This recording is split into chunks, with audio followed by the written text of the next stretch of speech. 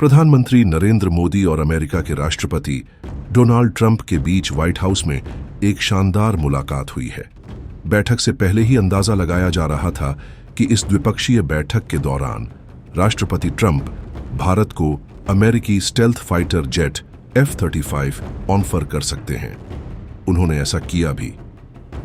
राष्ट्रपति ट्रंप ने प्रधानमंत्री मोदी के साथ ज्वाइंट प्रेस कॉन्फ्रेंस को संबोधित करते हुए कहा कि अमेरिका भारत को F-35 स्टेल्थ फाइटर्स मुहैया कराएगा। डोनाल्ड ट्रंप ने कहा कि भारत के साथ इस साल हम कई अरब डॉलर का सैन्य खर्च बढ़ाएंगे। हम भारत को F-35 स्टेल्थ फाइटर्स मुहैया कराने का रास्ता भी तैयार कर रहे हैं। डोनाल्ड ट्रंप ने इसके अलावा कहा कि 2017 में मेरे प्रशासन ने क्वाड सुरक्षा साझेदारी को फिर से जिंदा किया था और आज हमारी बैठक में पीएम और मैंने अमेरिका, भारत, ऑस्ट्रेलिया और जापान के बीच मजबूत सहयोग की पुष्टि की है।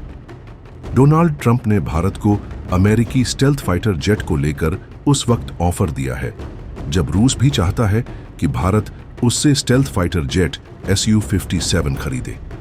इसके लिए रूस ने कई तरह के डिस्काउंट और लुभावने ऑफर दिए हैं, जिनमें टेक्नोलॉजी ट्रांसफर से लेकर भारत में ज्वाइंट प्रोडक्शन तक शामिल है।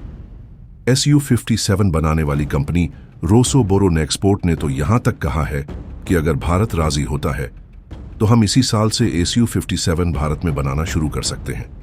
जिसके बाद सवाल है कि आखिर भारत F-35 और Su-57 के बीच कौन से फाइटर जेट को चुनेगा। भारत के दुश्मन चीन के पास दो तरह के 5वीं पीढ़ी के लड़ाकू विमान हैं। वहीं दुनिया में भी सिर्फ 3 देशों के पास ही फिलहाल 5वीं पीढ़ी के लड़ाकू विमान हैं, अमेरिका, चीन और रूस।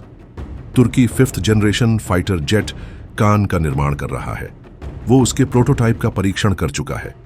पाकिस्तान ने चीन से 5वीं पीढ़ी के लड़ाकू विमान खरीदने की घोषणा की है। ऐसे में भारत पर प्रेशर बन रहा है। बाइडेन प्रशासन ने अपने कार्यकाल के दौरान F-35 का ऑफर भारत को नहीं दिया था। एक्सपर्ट्स का मानना है कि अमेरिकी हथियार कई सारे शर्तों के साथ आते हैं, लिहाजा भारत को हिचकिचाहट रहती है। लेकिन रूसी हथियारों का भारत लंबे समय से इस्तेमाल करता रहा है। भारत में अभी भी 60% से ज्यादा रूसी हथियार हैं। ऐसे में सरकार के लिए फैसला लेना आसान नहीं होगा। इस बात की जानकारी भी काफी कम लोगों को है कि अमेरिका ने आधिकारिक तौर पर साल 2010 में F-35 लड़ाकू विमान की पेशकश भारत को की थी। उस वक्त ये पेशकश इंडियन नेवी को की गई थी।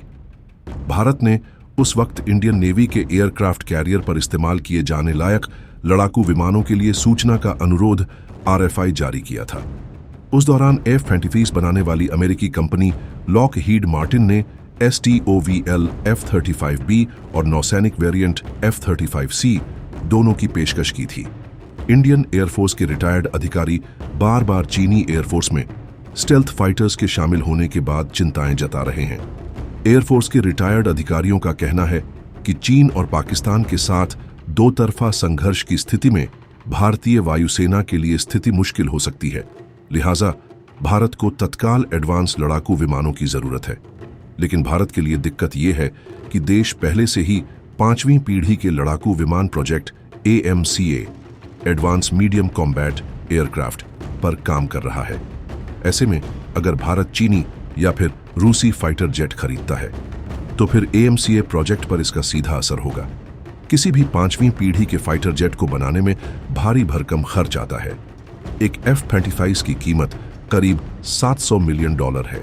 ऐसे में भारत की दुविधा यह है कि वो किसी देश से स्टेल्थ फाइटर खरीदे या फिर AMCA पर काम जारी रखे। दूसरी समस्या यह है कि AMCA को बनने में अभी भी कम से कम 10 सालों का वक्त लगेगा। तो फिर इन 10 सालों के लिए इंडियन एयरफोर्स को क्या विकल्प दे। डोनाल्ड ट्रंप ने कभी भी भारत को हथियार बेचने से परहेज नहीं किया है। उनकी नीति साफ है कि हथियारों को बेचकर वो राजस्व बढ़ाना चाहते हैं, लेकिन ट्रंप प्रशासन टेक्नोलॉजी ट्रांसफर करने का इरादा नहीं रखती है। इस वक्त कहना मुश्किल है कि F-35 खरीदने की दिशा में अगर भारत आगे बढ़ता है तो क्या अमेरिका टेक्नोलॉजी ट्रांसफर करेगा।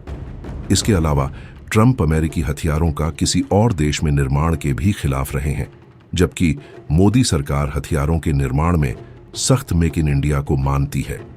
भारत सरकार ने हालिया समय में जो भी हथियार समझौते किए हैं उनमें भारत में उत्पादन शामिल रहा है।